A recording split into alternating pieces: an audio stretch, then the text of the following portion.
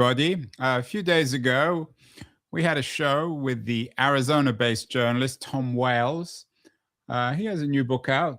It's called The Kissinger Tapes, inside his secretly recorded phone conversations. And I talked to Wales extensively about Henry Kissinger's life, his morality, or perhaps his lack of morality. Of course, Kissinger is a notorious figure, particularly on the left. We didn't talk about Kissinger's anger on the Pentagon Papers. We talked a little bit about Vietnam, but less about the politics of Vietnam protests. Of course, the Pentagon Papers that came out in 1971 changed public opinion about the war. And one of the reasons, I think, eventually the Americans withdrew from Vietnam. The Pentagon Papers, of course, are forever associated with Daniel Ellsberg. I don't know how we would describe him, a whistleblower, very influential figure, very famous in terms of his contribution to criticism of the Vietnam War. And we have a new book out on Daniel Ellsberg. He's no longer around, but his son, Michael Ellsberg, has edited a volume, a collection of work by Daniel. It's called Truth and Consequence. And not Daniel, I'm afraid. Michael is joining us from Berkeley, from the family home. Yeah. So congratulations, Michael, on this book. It must be odd editing the collected essays of your father. How strange was that? It was interesting and definitely it was interesting and definitely strange in certain ways. Before I say more, I should definitely presence. I'm a co-editor with Jan Thomas, who was my dad's longtime assistant, and I've known Jan since I was 4, and she played a really crucial role in this as well. And in terms of my side of it, there was an interesting sort of mixed emotion around this, in that I'm a writer, and I got a lot of that from my dad, which I'm really grateful for. So I really value writing getting out. I'm not one of these people that's just writing for writing's sake. Like it's not about necessarily having to be famous or make a lot of money or whatever, but I feel like writing should be read. And as I write in the introduction of this book, my dad didn't really feel that way. He really just liked writing for himself, thinking about things. It's kind of how he worked his ideas out. So I have to say, and I say this in the introduction, although he did authorize this book to come out, but I would say that the motor, the engine of the idea of a book of his unpublished writing was more from me and Jan, because we were both fans of his writing, and a lot of it was just kind of like, what does it matter? I'll be dead. And it was for his interests. Now we happen to think has a much wider interest, and that's our view, and that's why we put it out. So tell me why. Why does Daniel Ellsberg, I mean, he's a very interesting figure in American history, forever associated with the Pentagon Papers. But that was many, many years ago. Why is Daniel Ellsberg, his work, his ideas, perhaps his life, why is it so important now? Why should we care about Daniel Ellsberg? He has a strange knack for putting books out right at the time when their message is very timely. His first memoir, Secrets, came out in October 2002. I believe it was 2002, right when the run-up to the Iraq War was happening. I believe it started that March in 2003. And now his book, obviously he's not here. He passed away in 93 at the age of, in 2023 at the age of 92. So he's not here, but his book I find strangely relevant now to in Iran. And, the message, one message that he has said his whole life since the Pentagon Papers in 71, is that you're being lied to by your government much more than you realize. Now, that was especially true back then when people just didn't really realize that the government lied to them. It was kind of a new thought, and they had to come to terms with that in black and white with the Pentagon Papers. Now, this is commonplace across the political spectrum that we get lied to by our leaders into war. But I would say, whatever rationale that Trump has for this war, and it's very unclear exactly what it is. They've said a lot of different things. There's reasoning that we just don't even know about, that we probably should know about. I'm not talking about like top secret plans. I'm talking about rationales for why they're selling us this war. And if my dad was here now, I feel 100% certain he would be saying that there's estimates, there's plans, there's rationales that are relevant to democratic control over the government and over how our tax dollars and our military is, and our citizens are put in harm's way, that we just don't know about. I keep on calling you Daniel. You're not Daniel, you're Michael. Daniel is no longer around. As you said, he passed away in 2023. One of the striking things to me about the life of Daniel Ellsberg is that one always assumes that the anti-war Vietnam lobby was a counterculture, hippies, drug-smoking hippies. But your father was Harvard educated. He worked at Rand. So he was not... Had you been following the career of Daniel Ellsberg in the 1960s, he's not the kind of guy one would necessarily have assumed would have become this historic whistleblower. Tell me a little bit about his earlier life and how he found himself in the situation where he authored the Pentagon Papers. Right. Yeah. So he was a little bit older than the hippie generation. He was born in 31. So he was, I think that's silent generation. And a lot of the hippies were like boomers, and the first round of boomers. So he was maybe, 10, 15 years older than that hippie generation. And he was very much a part of the establishment, the kind of liberal, Harvard educated kind of pipeline to the establishment. And he, went to Harvard undergrad. He then got his PhD in economics at Harvard.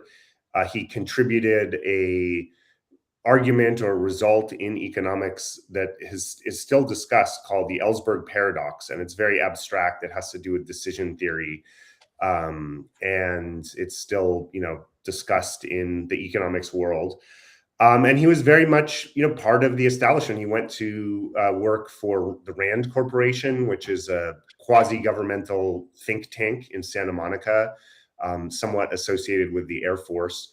And he was involved in essentially war games, war planning, decision theory analysis about different options. And this was, at the height of the nuclear Cold War, deciding, if they do this, we're going to do that, and these type of threats and bargaining. And, he wasn't conservative. He was like a kind of middle of the road Democrat, I think, at that point. And he then got involved in 64, was brought in to work for the Pentagon. He was like a kind of high level aide, but he didn't have any sort of elected power in any way. But he was an aide kind of a couple levels down from McNamara. And he got involved with... and just to jump in, we did a show about McNamara last year, actually, and talked about his mental breakdown, his background, another example of a highly trained elite who was bound up or caught up in this catastrophe. Yeah, right. So he was working under McNamara, and long story short, he came to see that all the rationales for this war, that this war was hopeless. It was a stalemate. It was always going to be a stalemate. There was essentially no way to win. except to just level the place, which is kind of hard to call as a win. Although they kind of seem to be floating that option as well, Kissinger and Nixon. And he just came to see it as a no-win situation, as a crime. If you're, killing lots and lots of civilians or even enemy combatants when there's no reason for this war, he came to view that as murder. And he was very moved by the fact that people inside, just almost to a man, just viewed this as a stinker, and he felt that the public should know about this. Right. So again, he wasn't alone here. He wasn't in perhaps even unusual, Michael. But what distinguishes him seems to me, I mean, obviously he was brave enough to publish the Pentagon Papers. But what strikes me about your father is, in contrast to McNamara, he was much more honest. He confronted this catastrophe head on. McNamara never really confronted it. And he acted. It challenged his worldview, didn't it? It changed his life, shaped your life, your whole family's life. It's a remarkable story. Yeah. Well, and he tells this story in his first memoir, Secrets. What had a huge impact on him was meeting young war resistors, and in particular, a young man at that time called Randy Keeler, who later they were friends their whole lives. But at that time, meeting this young man who was going to jail for war resistance, for not complying with the draft.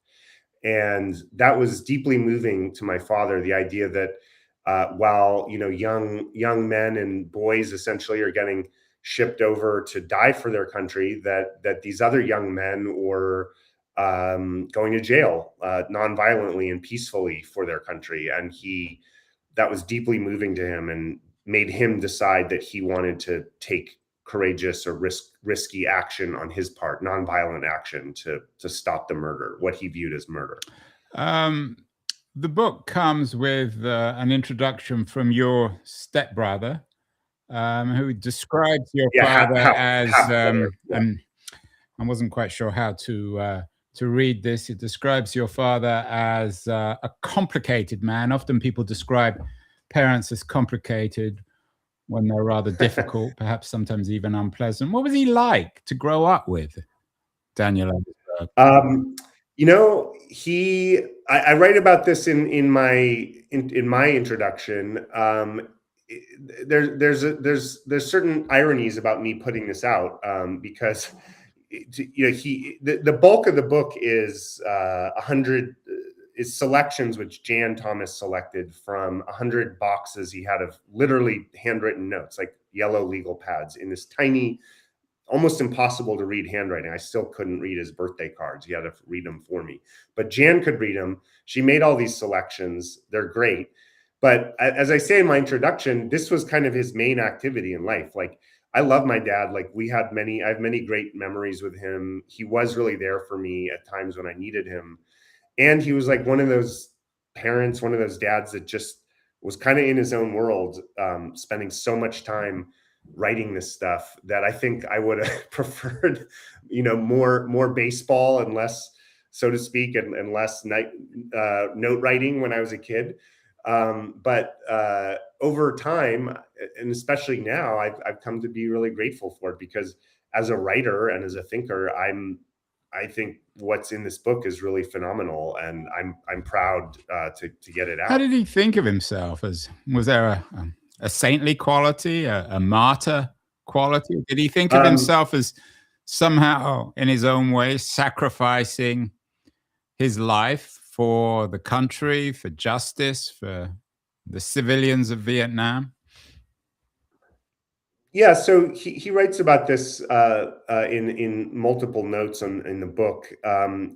People always called him a hero, and he says in one of his notes, like, well, that's not for me to agree or disagree. Like, that's other people's business what they want to call me. But he did really feel that that he was trying to model a certain kind of courage that is common to soldiers in the battlefield and common to, firefighters in civilian terms, police officers sometimes, often, but firefighters for sure, and certainly soldiers, where that's kind of civilian or military courage on the field.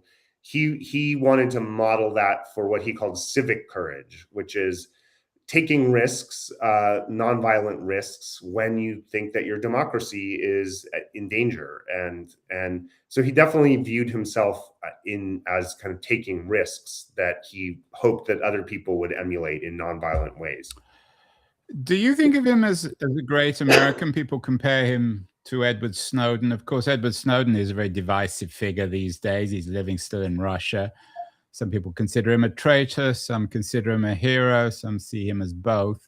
Do you think what your father did was the right thing to do? I'm definitely biased. Well, I mean, you're obviously but I biased would as his say, son and as the editor of this volume. yeah, but I would say, as a 49-year-old man who has thought about things a lot now, putting my obvious bias aside, I do think that when you have information in an organization, whether it's a corporation or a government agency, that shows that the public is being massively misled. I'm not talking about a little minor thing here or there, but where there's just a massive misleading of what the government, of the public, thinks about what this organization is doing versus what it actually is, in ways that impact the market or civilians, in ways that are that relevant to the public. You should consider taking personal risks to make that known publicly. So that I would agree with, I think, independent of the fact that I heard that message a lot growing up. What's your take on Snowden? What did your father think about Snowden? Well, he thought Snowden was a great American and totally supported the release. And Snowden actually has been public saying that he was influenced by my father, in particular this documentary, "The Most Dangerous Man in America," which was about my dad and was nominated for Best Documentary at the Oscars, I believe, in 2010. So Snowden saw that and was inspired. Yeah, my father supported him. They had a kind of back channel communication on Signal that they talked, after the fact, obviously, talked about a lot. And but what did your father think about Snowden? And I hope I'm putting it fairly. I mean, running away and living in Russia, which is hardly a paragon of any moral virtue of any kind. And Putin, right. Well, I'm far from an expert on these details. My understanding was that his intention was not to end up in Russia. That there was that he kind of got stuck there, trapped there when the U.S. revoked his passport. So I don't know exactly how he ended up there. I don't believe that was his intention. I think he was trying to get to possibly Latin America. I'm not quite sure. But I would say that, classic civil disobedience, which my father practiced, involves breaking a law and then being, open about, like, I'm going to accept the consequences. So from that standard, you might say that Snowden, did not do it that way.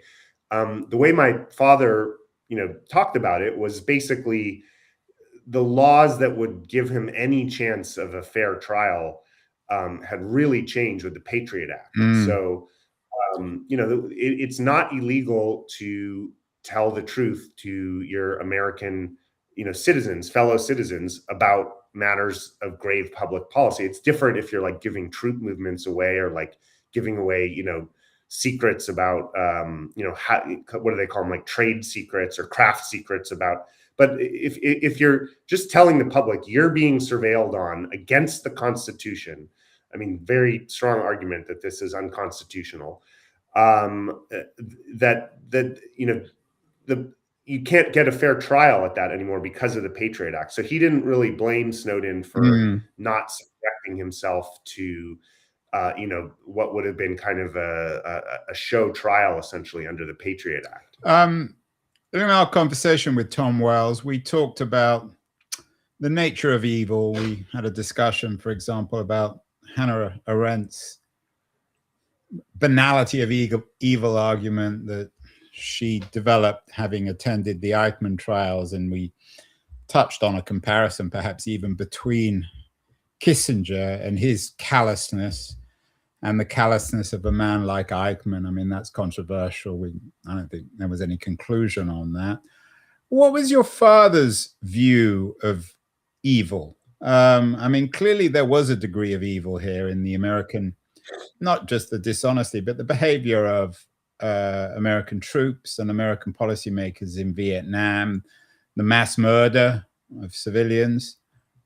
What was his theory of evil? Why did people commit these sorts of things?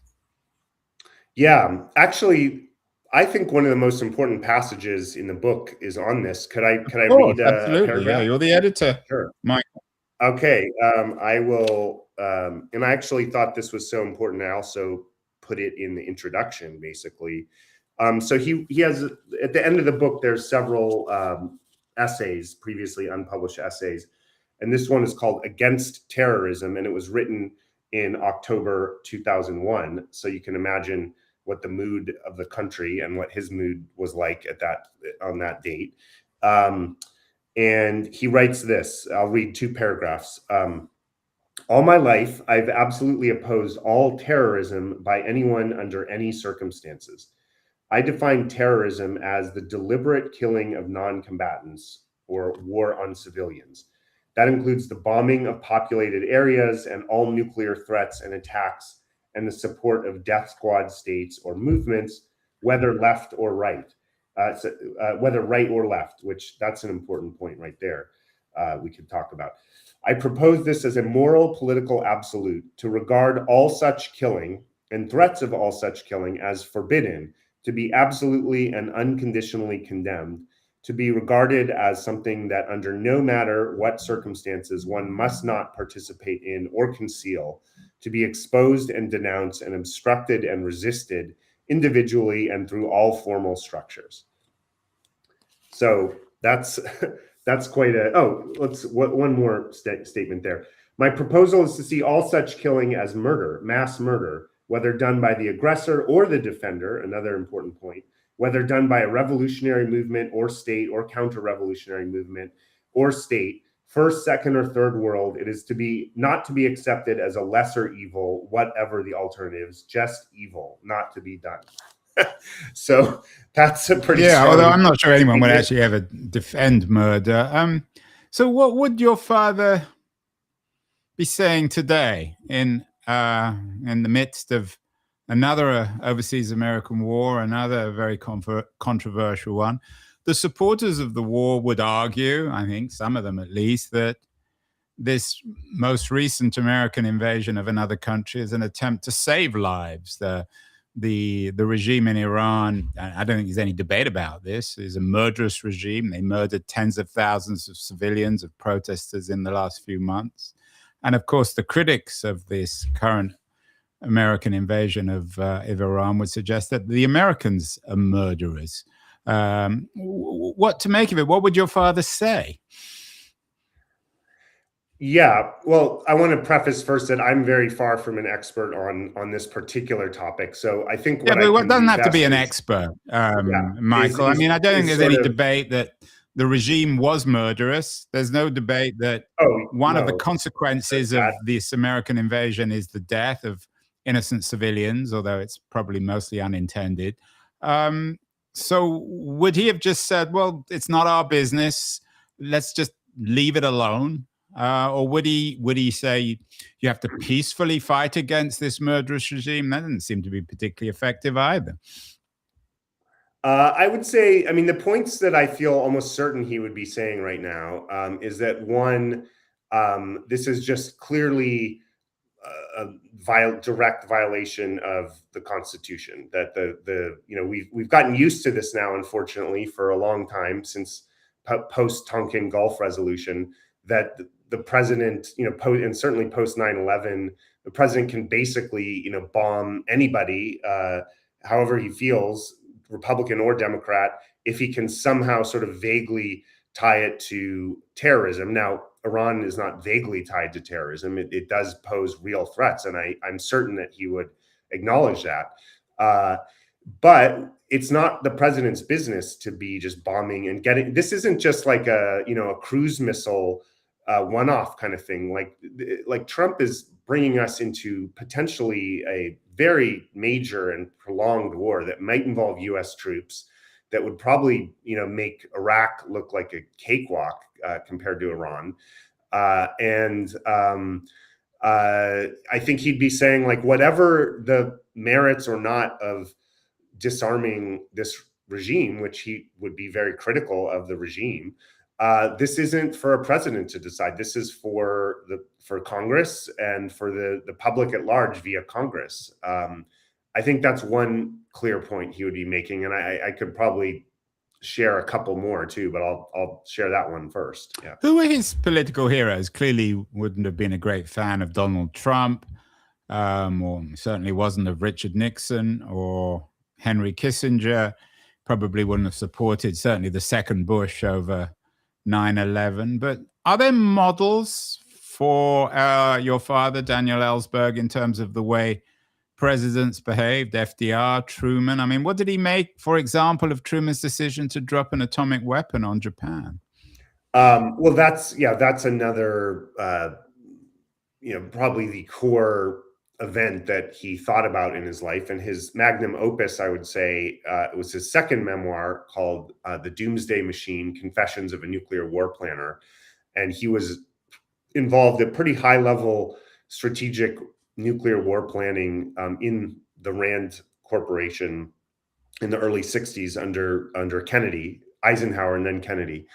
And yeah, he was horrified by the idea of deliberately, any time that you would deliberately target civilians, and that was what the point he was making in that paragraph I read, is that he viewed that as terrorism. That there's no definition of terrorism that would exclude Hiroshima and Nagasaki, which are the largest single detonations on civilian populations in human history. And he strongly dedicated the rest of his life to make sure that no one would pull that trigger again, directly targeting civilians at that scale. So Truman, in his mind at least, was a terrorist?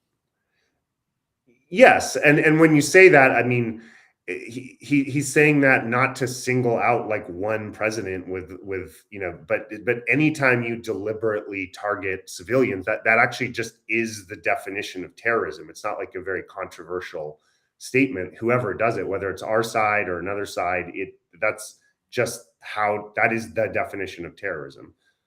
Was there any utilitarianism in his thinking? I mean, what about the argument that was made, continues to be made? We've done shows on Truman's decision to drop the bomb, or the two bombs, but ultimately it saved lives. Had the war gone on another 6 months or a year, hundreds of thousands of American troops would have died, and perhaps hundreds of thousands, even millions of Japanese civilians. Did he accept utility, or was he a Sermon on the Mount type that could only think about these things in moral terms? Well, so that, and I'll say again, I'm out of my depths historically about the details of all that.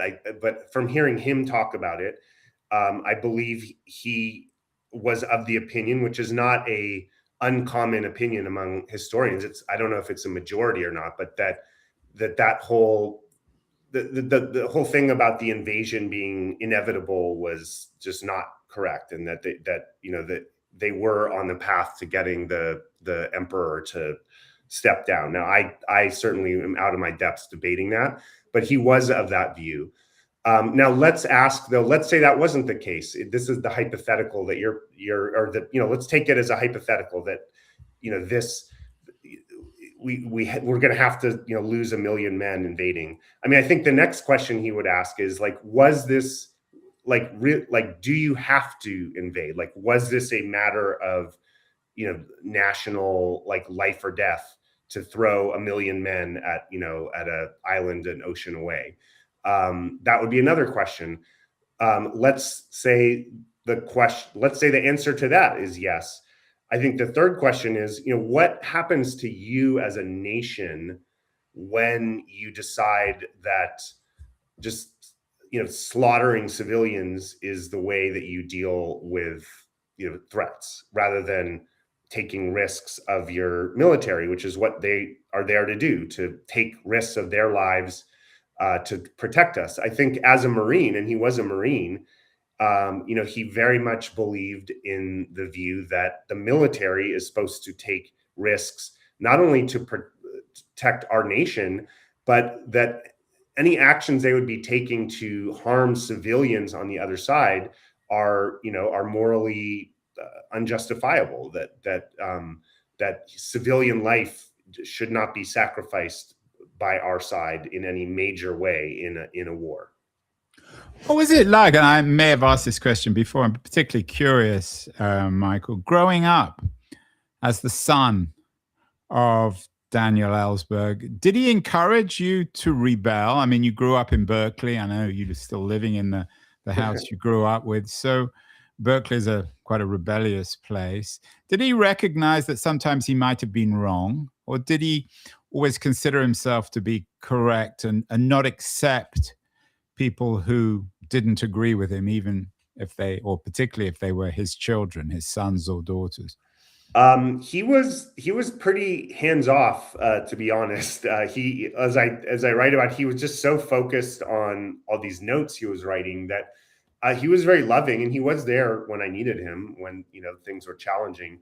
But he was a very, I would say, free range parent. I'm Gen X, so we're sort of famous for having been raised that way. So for better or worse, I think probably I could have used a little bit more of that kind of classic structure from a parent or from a father, but I didn't get that. So I kind of figured my own limits and way in life. But he was always very encouraging, maybe to a fault. Maybe, maybe he should have been a little more discouraging at times of some of the crazy things I got myself into. He, in terms of whether he viewed himself as wrong, as he talks about in this book, a lot is he spent tremendous amount of life energy and life force going over how he could have gotten a part of two different systems that he came to view as not just unwise, but morally wrong and murderous. The nuclear planning for all-out nuclear war, and also the Vietnam War, and he viewed both of these as moral catastrophes. And so he spent lots and lots of time thinking about, how did I get involved doing that, and what should I have done? What should I have done earlier? But once he made the decision to release them, I believed he viewed that as the correct decision. And I would say, I think on this one, history has come around to him. He was, viewed as a traitor at the time by a large part of the country, and that anguished him, because he very much viewed himself as a patriot of the U.S. Constitution. And I think people have come around, now with our retrospective on the Vietnam War, and now even Iraq and Afghanistan, these total quagmire wastes that we got into are in the rearview mirror. I think people see that he made the right choice. As you said to me before we went live, this book that you edited is a labor of love. Some of his essays which haven't been published, Truth and Consequence. And presumably it's more than a labor of love. You want your father out there. You want younger people in particular to know who he was and read his work. You've said that history has been relatively kind to him, in the sense that now we've come around to recognizing that he was mostly right. How do you want people to remember your father, though? What are still the debates around Daniel Ellsberg that this book might settle? I would say he is mostly known for this historic action that he took, which he viewed as an act of nonviolent civil disobedience. And that's probably what he will remain known for mostly. I think this book is a lovely way to have him remain known for his ideas as well. His two major books that are out, Secrets and The Doomsday Machine, they do have ideas in them, of course, especially the latter one, but they're mainly narratives. They're mainly about his life, his experience in these different contexts.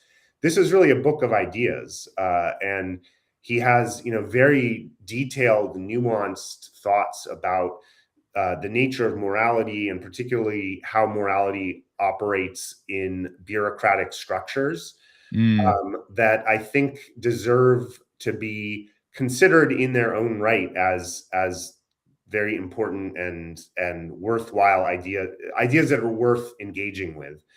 And I hope that this book, helps bring out the wider range of his legacy. He hated the word legacy, by the way, but I like it. The wider range, that it wasn't just an action, important as that was, but also a set of ideas. It was obviously a reader. Who most influenced him? I mean, Orwell, of course, comes to mind, although he always comes to mind in these kinds of conversations. The transcendentalist tradition in America, I mean, obviously, Martin Luther King and peaceful resistance. Was there somebody intellectually or their life story who most inspired your father? Definitely. It's pretty easy to point to several key figures there. First, Henry David Thoreau. My father was very influenced by his essay, I believe it's called On Civil Disobedience, and how Thoreau spent some period, or at least a night, in jail protesting the Mexican War in the 1800s. And he was very influenced by that, and by Thoreau's writing and example. And then Gandhi, and he was influenced by nonviolent resistors in the Gandhian tradition, including, of course, Martin Luther King, who was also influenced by Gandhi. So I would say that lineage, he wasn't, he's known as a leftist. He definitely wasn't a Marxist. He wasn't, like a hardcore leftist in that kind of classic Marxist way. I would say his intellectual lineage and moral lineage was more of this Gandhian nonviolent civil resistance tradition of Thoreau and Gandhi and Martin Luther King. I would say that was his stance and the people that he looked up to very much. Well, it's a fascinating character. Labor of Love from his son, Michael Ellsberg, the editor of Truth and Consequence, a major figure in American history. Daniel Ellsberg, a heroic man, an important man. Thank you so much, Michael, for your time this afternoon. And also thank you for your generosity in investing in editing your father's work. I think most people really appreciate it. Thank you so much. Thank you. Thanks so much for having me.